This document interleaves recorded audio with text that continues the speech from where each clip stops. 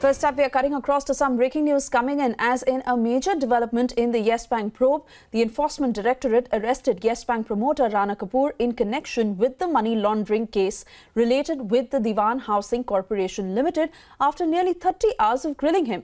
Officials said Kapoor was placed under arrest around 4 a.m. under the provisions of the Prevention of Money Laundering Act as he was allegedly not cooperating in the probe. He has now been taken for medical tests before he will be produced before a local court after 11 a.m. In fact, we are also learning that Rana Kapoor's daughter, Radha Kapoor, who has been questioned by the ED. Meanwhile, my colleague Anilesh, who sent us this report on the same, listen in.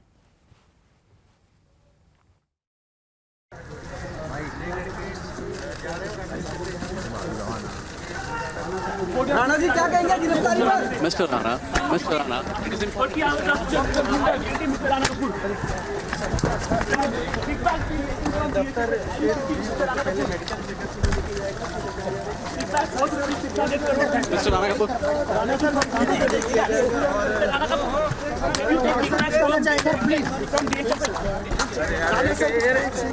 Mr. Rana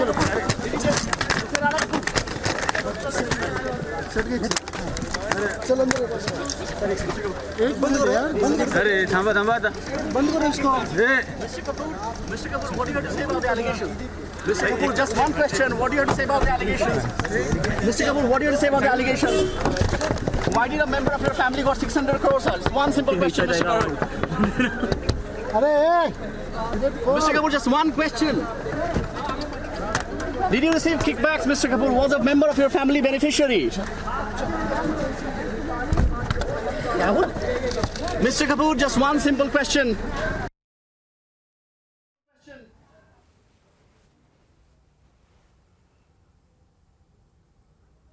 And Anilesh is now joining us live on this broadcast. Anilesh, first up, what more do you know with regards to Rana Kapoor's arrest?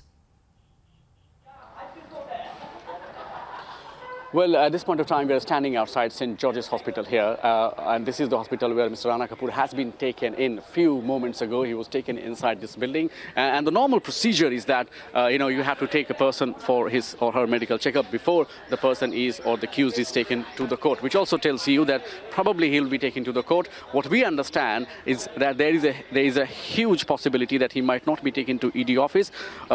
In fact, he might be taken to the court directly from here. That's what we are hearing from the people, from the agencies, that there is a high possibility that he might be taken straight to the court from here. But it also depends on the duration that will be, that he'll be spending here, or the time that he'll be spending here during the entire medical process, which is a part of the normal process. If you arrest a person, you have to take the person to the court. As far as the entire issue is concerned, yes, we did try to confront Rana Kapoor. Remember, he was very vocal about his stance. He has been tweeting before he was arrested. He was all there. I mean, he was speaking all over the place. But after he has been arrested, some very pertinent questions we tried to ask. What was the reason, or did his family members receive, as the ED is alleging, around 600 crores? Was there any transaction happening between DHFL and the members of his family? He had no answers to it. In fact, he kept his cards close to the chest, and he just walked away from the questions. He sat in the car and chose not to answer any questions. Important development is that one of his daughters has already been questioned. Radha Kapoor, who is the director, or who has been, the director of this company called DUV, she has already been questioned by the Enforcement Directorate. So not only Mr. Rana Kapoor has been questioned, and not only his wife, who also had a lookout notice against her, but one of the daughters already, who is alleged to be beneficiary of the 600 crores that was given by DHFL to this company, has already been questioned. So, the flame of investigation is actually engulfing the entire Kapoor family, as it appears now. Back to you, Suesha. Anilesh, also, what more have you picked up from your sources within the ED? Because we understand that he has not been cooperating in the probe. So anything that he's revealed so far, which has at least helped ED officials take a step further with regards to the investigation? Well, absolutely. So the basis of his arrest is that he has not been cooperating with the agencies. The questions that the agencies had with regards to the transactions that happened between Yes Bank and DHFL and RKW developers, it appears that he has been evasive. He has not been cooperating with the agencies, and that is one of the reasons, Suesha, that if you remember, day before yesterday, this entire questioning session started around Friday night, and it continued for about almost 30 hours, if I may say so, before till the time he was taken to this hospital here. So for a relentless 30 hours, he was questioned by the agencies. For the first 24 hours, or first almost 23 hours, when he was inside the ED office, there were speculations that he might be released. There were speculations that the ED might allow him to go. But what we actually ended up seeing was that probably the agencies were not satisfied with the answers. And what the sources are telling us, that in fact, with a specific question regarding the transaction that happened between DHFL and the company, allegedly run by one of his family members, he has no answers to them as to why a company was giving funds or doing financial transactions with a company whose direct beneficiary appears to be a member of his family. He had no answers to them, and that is one of the reasons that resulted in his arrest yesterday.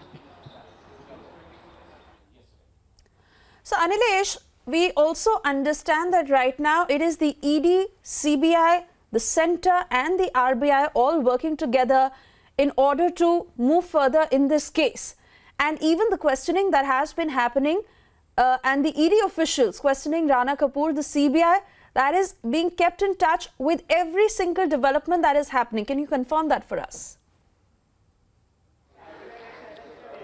Well, absolutely spot on, Suesha. The reason is that, as we have been saying since day one, that it is no longer a case of Yes Bank going through a tough time. It has become a much more massive case. It has become a case of, money laundering, as it is said.